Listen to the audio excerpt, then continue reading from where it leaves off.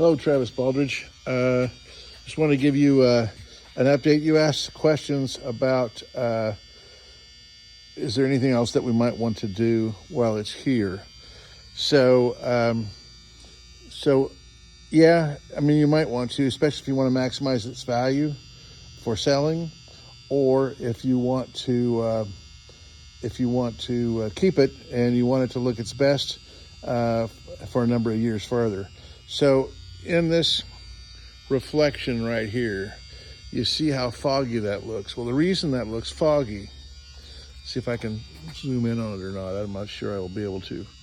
But as time goes by, the varnish shrinks. It loses 90%, 99% of its solvents overnight, right, in 24 hours. But then it takes years to continue. It continues to lose solvents and continues to shrink. And I don't guess I'm going to be able to show you, but what's happening is the varnish is shrinking and taking the shape of the wood grain underneath. See if I can find an area that is closer. So it gets this texture on the surface. Here we go. Up here in this upper right-hand corner. Where is my finger here? Of the picture, right-hand corner of the picture, right here. There's where this bright spot is. You can see kind of the wood grain shape. So what happens is the shiny varnish is reflecting light in lots of different directions, and that gives it that foggy look. It's also this varnish is getting near the end of its life if we don't do maintenance coats. And what we would normally do on this boat would take all the hardware off, and then we do a light sanding with 220 grit paper, and we would do 4 maintenance coats, and then we would do a heavier sanding for a whiteout. And after the whiteout, we would put a final coat on, and it'll look like a mirror. It will look like this over here. So, and as you can see, the light is being reflected, like a mirror. So, as opposed to, let's see if I can find a light reflecting. Yeah, here we have a couple of lights reflecting right here. These 2 lights that are up here are reflecting right here in this point, and you can see how foggy that looks.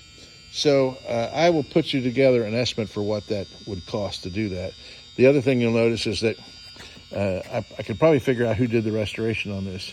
They put a product in here called bedding compound, and that bedding. And when these planks expand, which I know these aren't underwater, but when you get them down next to the humidity, in the humidity of a boat slip or of the lake that you're in, when you get them down there, these planks will still expand. And what's happened is it's pushed. It's a very soft product, the bedding compound is, and it's pushed this bedding compound out at the seam. So when we do maintenance coats, that'll all be smooth on the back. Looks like we've had it's not been tied properly, and that rope has drug down on this. Also, we've got a couple dings back here, and we would be able to we would be able to soften those. We wouldn't be able to completely take care of them. These we might be able to completely take care of, but that's going to be difficult. And that one is a very old one, and that's because probably the rope was tied down on a dock, down low, and the boat bounced up, and the rope actually did that. The rope will do that. Let's see if I can find some more of that wood grain look. But anyway, you know what I'm talking about. So the other thing that we could do is we wouldn't necessarily have to paint the entire bottom, although it's probably the entire bottom is probably due. But I would at least go around the sides of this and repaint the bottom paint on the sides and the first 6 foot from the bow back. we ought to do it all, but if you wanted to minimize your cost of that to make it look good, then that's what we would do. Sometimes when we touch bottom paint up before a boat show, we go about 6 to 8 foot back. What could be seen when the boat's at the dock? We go back that far, and then we touch up the area here. But I would recommend actually that we just do the whole bottom, and we can get that done while we're waiting on the engine.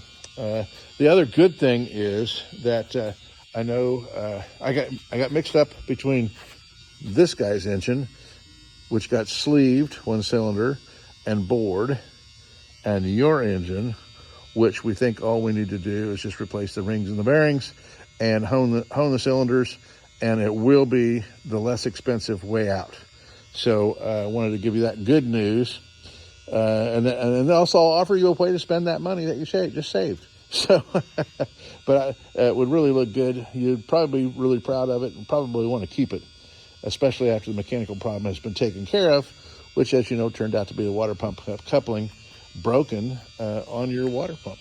And we still haven't gotten that back yet. So this video will serve to remind me to get that back. But again, we can get your boat looking like this. It won't have the blonde.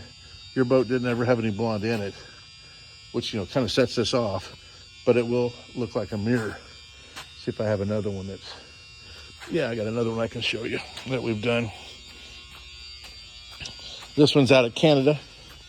I drove 5 hours north of Toronto to pick this up, and that's what it goes back to. So, again, we're looking at the top's dusty, or I guess I can still show you the top. But it'll be a mirror finish like you see on the sides. All right, sir. Hope to talk to you soon.